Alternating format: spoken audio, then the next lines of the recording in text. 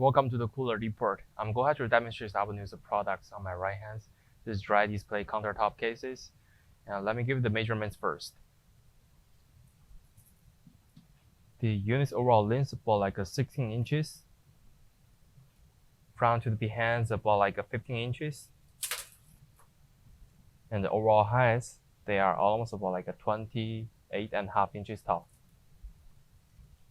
So as we can see, the front unit is opened, complete open, have two set glasses. And for each of the shelvings, they have handlebars on side. You can adjust the heights. You can put some like drinks or pastries or any like donuts you want to put on it. And also they have an access door behind. You can just open it and close.